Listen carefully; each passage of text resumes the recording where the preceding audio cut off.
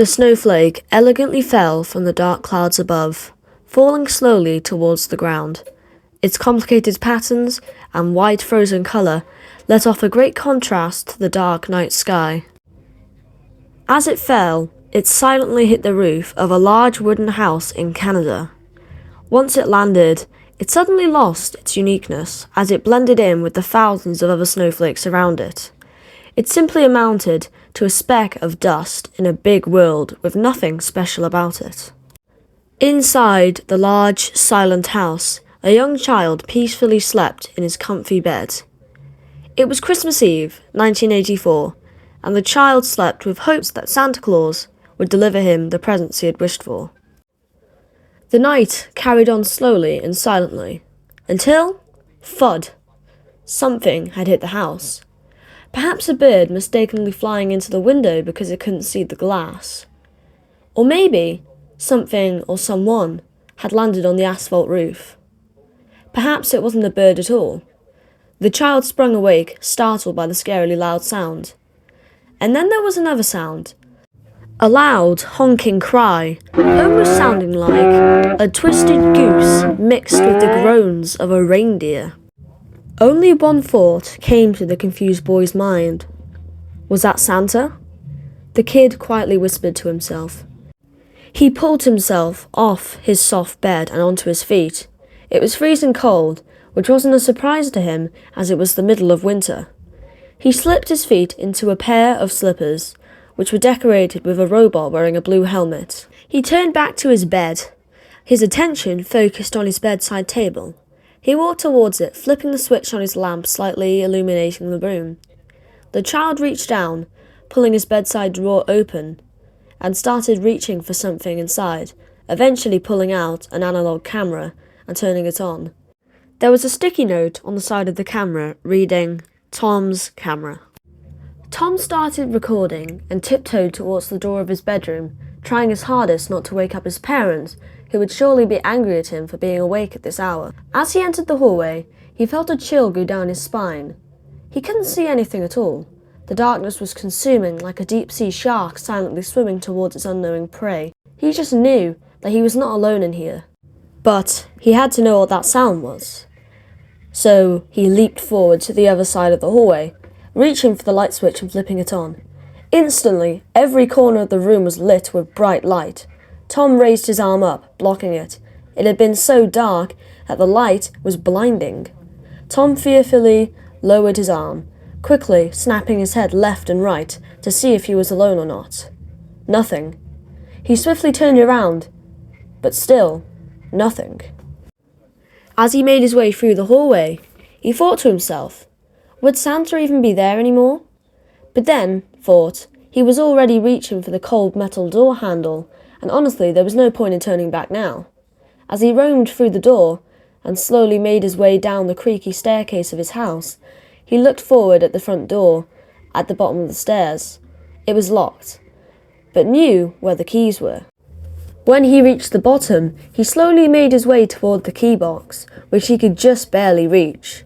It was one of the wooden ones, which were not lockable and often had designs on the front of the box, via cut holes on the front. The one in his house had a design that looked like a small sparrow. He stuck a finger in the hole of the door and slowly pulled it open. The key for the front door was to the left of the wooden box's compartment. Tom reached for it and pulled it off its hook. He figured that he was far enough away from his parents' room now to run to the front door. He couldn't waste his time. He needed to get Santa on camera. If he did, he could possibly become the school's new popular kid. He swiftly ran toward his front door and stopped once he reached it.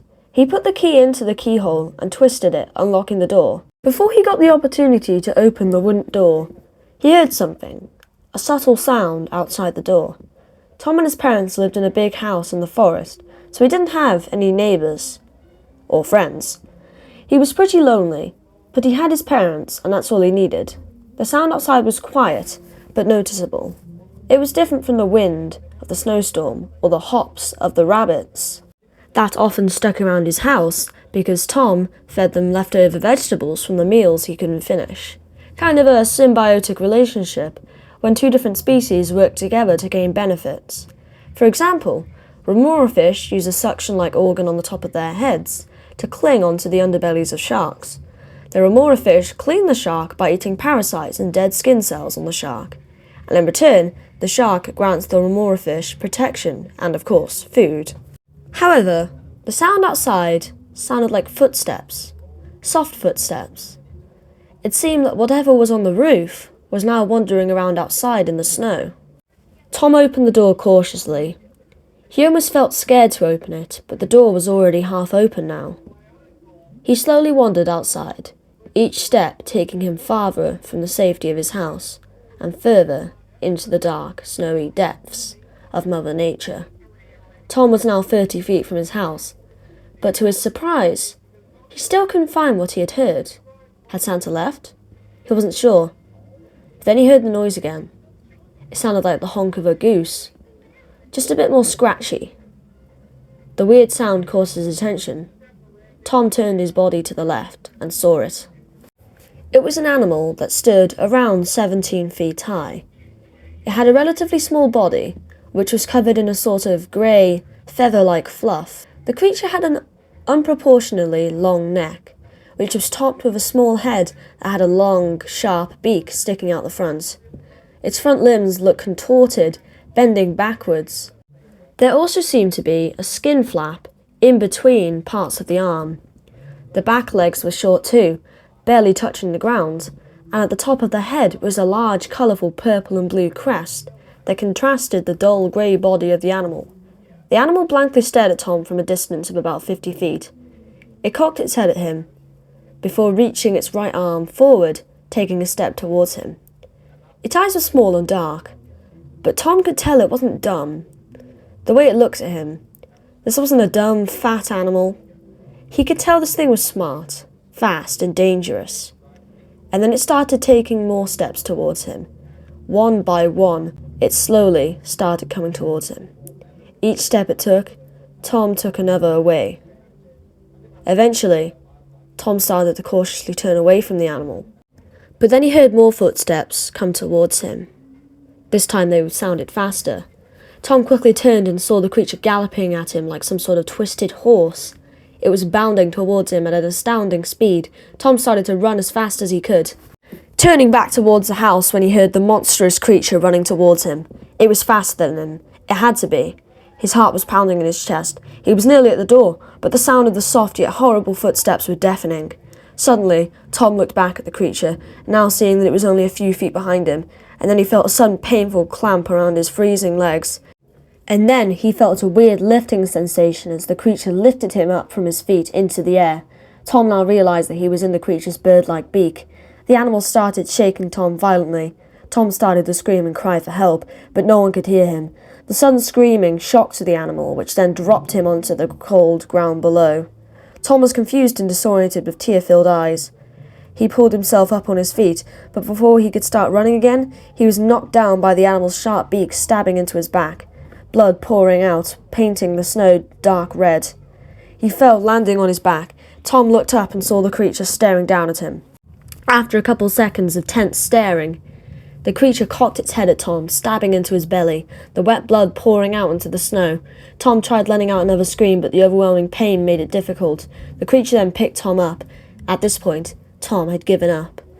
The animal raised its head up, and Tom slowly started to be swallowed by the creature. He felt the muscles of the animal's throat slowly push him down, until he was sure that his whole body was now inside the creature's throat pipe, slowly but surely being dragged to the animal's stomach. He wasn't sure whether he would die of suffocation first, or whether the acid in the animal's stomach would dissolve him. But as the top of his head started tingling from an acidic-like substance, he was sure that the latter was the case.